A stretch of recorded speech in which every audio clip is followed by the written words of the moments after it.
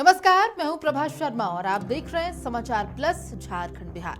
तो मोदी सरकार ने नए संसद भवन की पहली कार्यवाही में नारी शक्ति वंदन विधेयक पेश किया है, यानी कि महिला आरक्षण बिल। वो बिल जिसे पारित कराने की कोशिश पिछले 27 सालों से जारी है। वहीं खासकर एनडीए की बात करें तो इन 27 सालों में एनडीए की सरकार समेत 4 सरकारों की ये 11वीं कोशिश है। और अब इस बिल के पास न होने की जो मुख्य वजह रही है वो थी कोटा में कोटा, यानी कि महिलाओं के लिए किए जा रहे इस आरक्षण में एसटी, एससी और ओबीसी महिलाओं की कितनी भागीदारी होगी वो भी तय की जाए।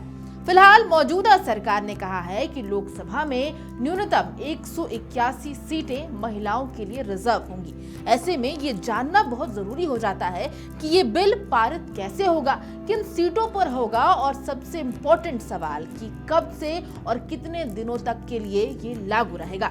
तो चलिए आज के इस वीडियो में यही जानते हैं। सबसे पहले तो बता दूं कि महिला आरक्षण के लिए पेश विधेयक का नाम 128वां संविधान संशोधन विधेयक 2023 है, जिसे मोदी सरकार ने नारी शक्ति वंदन विधेयक नाम दिया है। इस विधेयक में कहा गया है कि लोकसभा सभी राज्यों की विधानसभा और राष्ट्रीय राजधानी क्षेत्र दिल्ली की विधानसभा में यथासंभव 1/3 सीटें महिलाओं के लिए आरक्षित होंगी। यानी अगर लोकसभा में 543 सीटें हैं तो इनमें से 181 सीटें महिलाओं के लिए आरक्षित होंगी। इन सीटों पर सिर्फ महिला उम्मीदवार ही चुनाव लड़ सकेंगी। संसद में इस बिल के पेश होने के बाद एक सवाल जो सबके मन में है वो ये कि क्या संसद में बिल पारित होने से सभी राज्यों की विधानसभाओं में भी ये लागू हो जाएगा? तो जवाब होगा हाँ, लेकिन इसके लिए एक और प्रक्रिया से गुजरना होगा।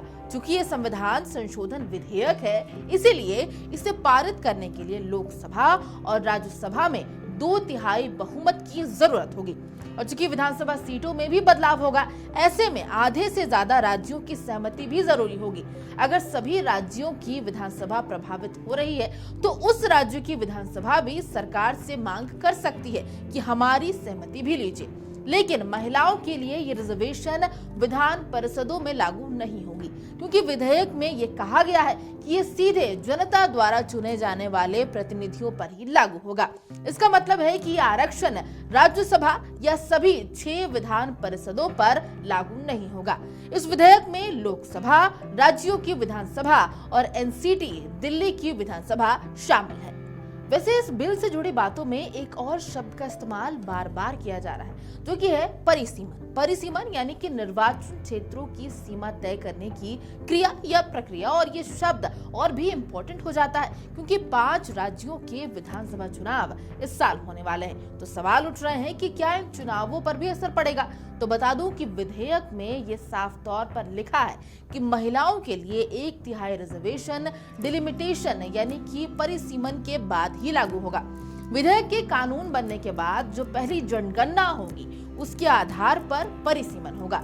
एक्सपर्ट्स के मुताबिक 2026 से पहले परिसीमन लगभग इम्पॉसिबल है, क्योंकि 2021 में होने वाली जनगणना कोविड-19 की वजह से अभी तक नहीं हो सकी है।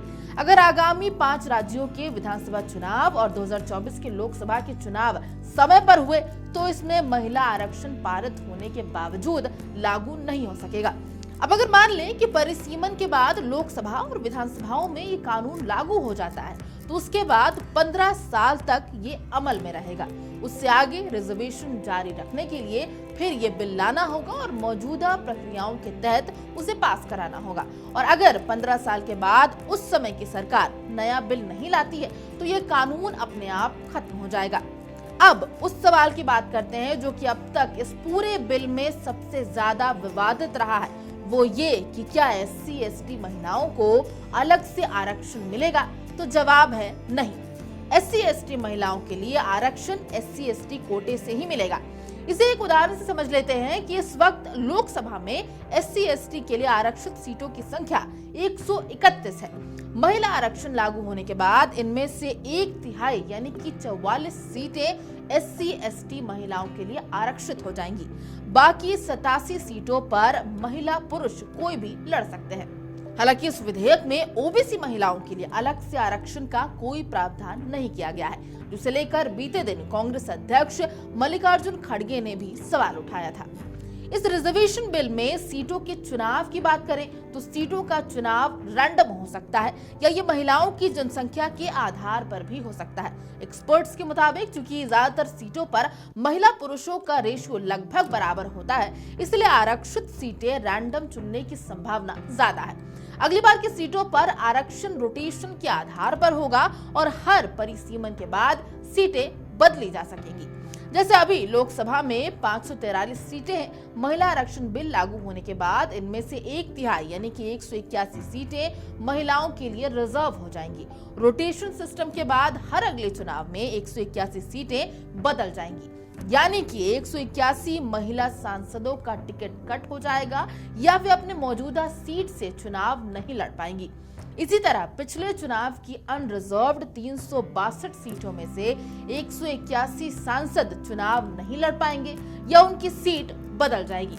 इसका मतलब है कि हर चुनाव में 362 सांसदों का या तो टिकट कट जाएगा या उनकी सीटें बदल जाएंगी। और आखिर में एक बात फिर से याद दिला दूं कि 181 महिला आरक्षित सीटों की जो हम बात कर रहे हैं वो न्यूनतम है। ऐसा बिल्कुल नहीं है कि रिजर्वेशन बिल लागू होने के बाद महिलाएं केवल आरक्षित सीटों से ही चुनाव लड़ पाएंगी। लोकसभा की 543 सीटों में से 181 पर तो महिला चुनाव लड़ेंगी ही, बाकी बची हुई सीटों पर भी हर वर्ग की महिलाएं चुनाव लड़ सकेंगी, वैसे ही जैसे अभी लड़ती हैं। वैसे आप इस बिल के बारे में क्या सोचते हैं? क्या वाकई इस बिल से देश में सशक्त महिलाओं की भूमिका बढ़ेगी और क्या इस आरक्षण बिल में ओबीसी को भी इंक्लूड करना चाहिए? हमें कमेंट सेक्शन में जरूर बताइएगा।